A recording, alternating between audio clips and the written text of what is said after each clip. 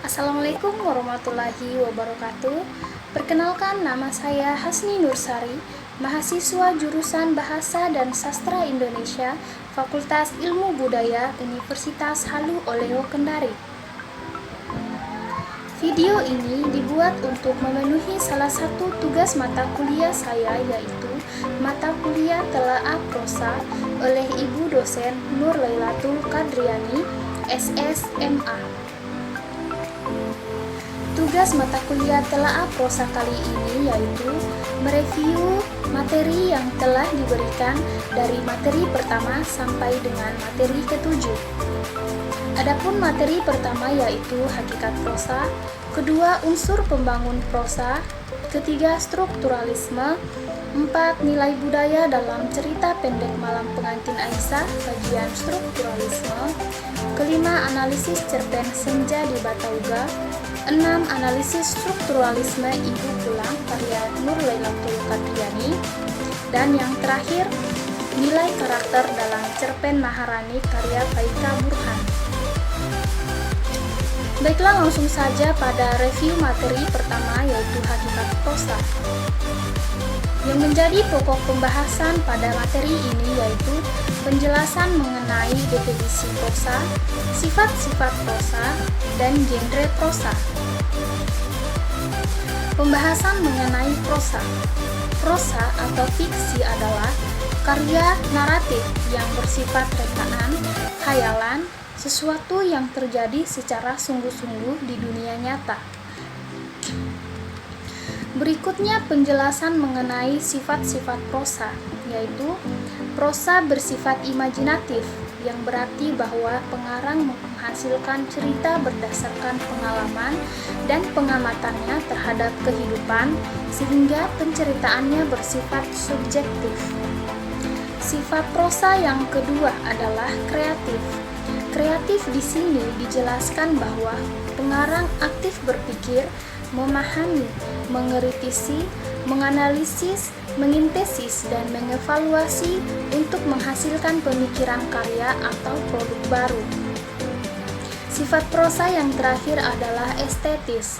Prosa merupakan sebuah karya yang memiliki keindahan yang bertujuan untuk menghibur. Membaca sebuah prosa berarti menikmati cerita. Jadi, karya prosa merupakan sebuah karya imajinatif kreatif yang mengandung nilai estetis. Selanjutnya, genre dalam prosa. Menurut Burhan Nurdiantoro dalam bukunya yang berjudul Teori Kajian Fiksi, membagi genre prosa ke dalam dua, yaitu cerpen atau cerita pendek dan novel. Berikutnya review materi kedua, yaitu unsur pembangun prosa. Pada materi kedua ini dijelaskan mengenai unsur-unsur yang membangun karya fiksi atau prosa, yaitu unsur intrinsik dan unsur ekstrinsik. Unsur intrinsik merupakan unsur-unsur pembangun prosa dari dalam karya prosa itu sendiri, seperti tokoh dan penokohan, latar, alur, sudut pandang, gaya bahasa, tema, dan amanat. Sedangkan unsur ekstrinsik merupakan unsur-unsur pembangun prosa dari luar karya sastra, seperti segala sesuatu yang berkaitan dengan penulis.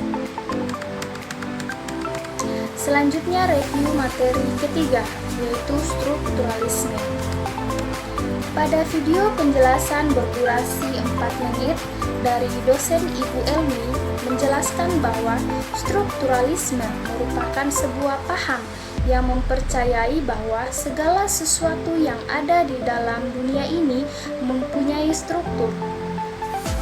Sesuatu dikatakan memiliki struktur apabila ia membentuk satu kesatuan yang utuh, bukan merupakan bagian dari bagian semata.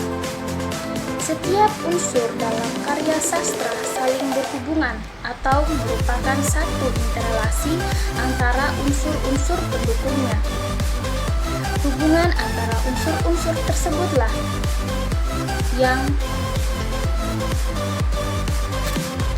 menciptakan makna secara keseluruhan. Selanjutnya dijelaskan juga bahwa struktural adalah suatu teori yang digunakan dalam menganalisis sebuah karya sastra berdasarkan unsur-unsur pembangun karya sastra itu sendiri tanpa melihat unsur-unsur lain di luar karya sastra itu. Analisis struktural dalam karya sastra berarti membongkar, mengupas, dan memaparkan semua unsur yang membangun karya sastra tersebut dalam kaitan unsur yang satu dengan unsur yang lain untuk mendapatkan makna secara keseluruhan. Berikutnya, review materi keempat, yaitu nilai budaya dalam cerita pendek Malam Pengantin Aisyah, kajian strukturalisme. Materi ini merupakan bahan kajian dari kelompok 1 yang diketuai oleh Sri Wahyuni. Teori yang digunakan dalam menganalisis cerpen Malam Pengantin Aisyah menggunakan pendekatan strukturalisme. Berdasarkan hasil pembahasan dari makalah tersebut, banyak mengandung unsur budaya, khususnya budaya suku Bugis, yang mengisahkan tentang seorang anak di bawah umur yang terpaksa menikah karena menggantikan posisi kedua kakaknya yang kabur dari rumah karena menghindari perjodohan. Mereka juga menjelaskan bahwa di suku Bugis dikenal dengan istilah Yasempori Loka, yaitu jika pengantin tidak bisa menikah, maka ada yang menggantikan atau sudah ada penggantinya. Ada juga istilah Mupasirika, yaitu keluarga bisa malu jika tiba-tiba salah satu mempelai pengantin membatalkan pernikahan. Jadi, dalam cerita pendek tersebut, keluarga Aisyah memilih untuk mengganti pengantin wanita pertama dengan orang lain agar keluarga perempuan tidak menanggung malu walaupun mempertaruhkan masa depan anak bungsunya. Lanjut pada review materi kelima, yaitu analisis cerpen Senja di Batauga. Materi ini merupakan bahan kajian dari kelompok 2 dan masih menggunakan pendekatan strukturalisme dalam menganalisisnya. Dalam materi ini juga, unsur-unsur intrinsik dalam cerpen dipaparkan dalam bentuk poin-poin, jadi terkesan seperti PowerPoint. Secara pribadi, saya kurang terkesan pada hasil pembahasan materi ini. Jadi kita lanjut saja pada review materi ke-6, yaitu analisis strukturalisme Ibu Pulang karya Nur Lailatul Qadriani. Materi ini dibuat oleh kelompok 6 dan masih menggunakan pendekatan strukturalisme dalam melakukan kajiannya. Hasil pembahasan makalah dari kelompok 6 ini menurut saya pribadi sudah cukup mengesankan dikarenai kata-katanya yang lugas sehingga mudah dipahami.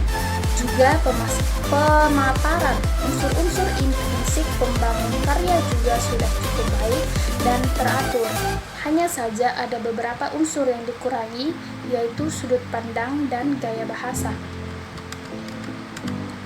Selanjutnya review materi terakhir, yaitu nilai karakter dalam cerpen Maharani karya Faika Burhan. Materi terakhir ini juga masih menggunakan pendekatan strukturalisme dalam kajiannya oleh kelompok 4. Berdasarkan hasil pembahasan yang memaparkan unsur-unsur intrinsik pada karya prosa berjudul Maharani tersebut, dapat saya katakan bahwa cerpen Maharani mengajarkan rasa toleransi terhadap perbedaan etnis. Dengan demikian, menghargai satu sama lain serta tidak adanya unsur saling membeda-bedakan dapat menciptakan hidup dalam perbedaan yang indah dan damai. Itu saja hasil dari review saya pada mata kuliah Telaah Prosa kali ini. Lebih dan kurangnya mohon dimaafkan.